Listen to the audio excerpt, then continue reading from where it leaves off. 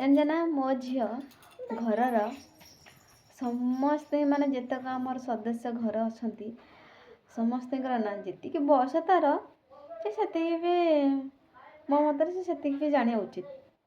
କାଳେ କେଉଁଠି ହଜିଯିବ କିଏ କ'ଣ କରିବ ଘରର ଆଡ୍ରେସ୍ ଘର ଲୋକ ନା ଯିଏ ପଚାରିଲେ ଯେମିତି କହିପାରୁଥିବ। ବାର ବାର କହିସାରିଲା ପରେ ଏବେ ସେ ମନେ ରଖିକି ପଚାରିଲା ମାନେ ଧଡ଼ସ୍କିନା ଉତ୍ତର ଦେଉଛି। ଆ ନା ଏଇଆ ଆ ନା ସେଇଆ ଆ ନା ତ ଏମିତି ମାନେ କହି ପକାଉଛି।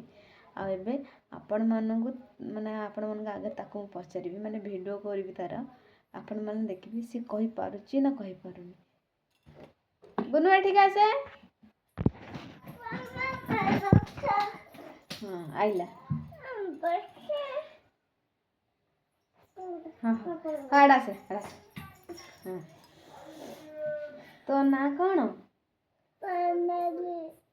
ଖାଲି ସୋନାଲି ଆଉ କ'ଣ? ଯେମିତି କହିବା କଥା ସେମିତି କହ। ତାପରେ ବାବା ନା କ'ଣ? ଠିଆ ହ। ଆଉ ମା ନା? ଜେଜ ନା? ଆଉ ବୋଉ ନା? ମାମା ନା?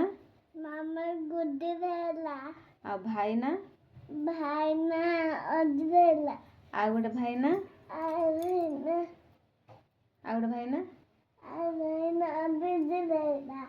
ବିଜୁବେଲା। ଆଉ ନାନା ନା?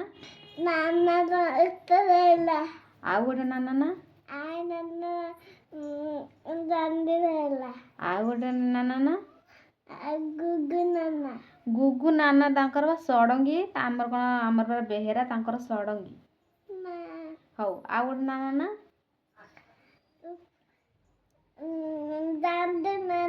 ଚାନ୍ଦି ନାନା ବା କହିଲ। ଆଉ ଗୋଟେ ନାନା ନା? ଚୁଇ ନାନା ନା? ଆଉ ଗୋଟେ ନାନା ନା? ରାଧା। ହଁ ତାକୁ ଏତିକି ଶିକ୍ଷା ହେଇଛି ବୋଲି ଏତିକି ସବୁ କହିଛି। ଆଚ୍ଛା ତମ ଗାଁ ନା କ'ଣ?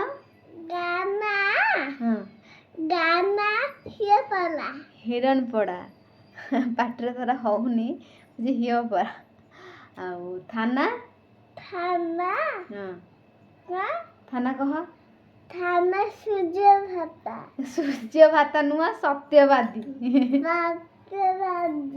ହଁ ଆଉ ବ୍ଲକ? ବ୍ଲକ କହୁନୁ।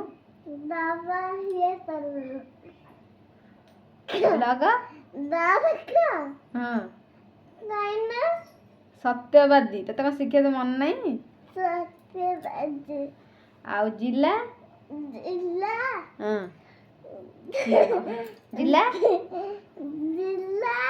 ଜିଲ୍ଲା କ'ଣ?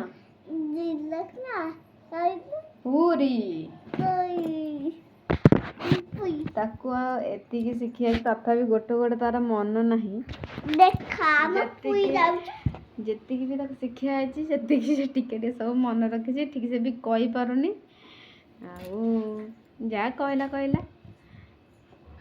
ଆମ ମା ଝିଅଙ୍କର ଏମିତି ମୁଁ ତାକୁ ଏମିତି ସନ୍ଧ୍ୟାରେ ବସିଲା ବେଳେ ବାପା ମୁଁ ଆଉ ବୋଉ ଏମିତି ଜଣେ ଯାକ ବସେଇକି ଏମିତି ତାକୁ ଟିକେ ଏମିତି ପ୍ରାକ୍ଟିସ୍ କରୁ।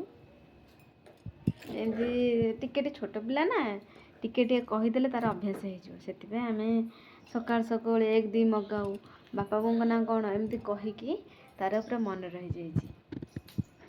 ଆଶା କରୁଛି ମୋର ଏଇ ଭିଡ଼ିଓଟି ଆପଣମାନଙ୍କୁ ବହୁତ ଭଲ ଲାଗିବ। ରହୁଛି ଜୟ ଜଗନ୍ନାଥ।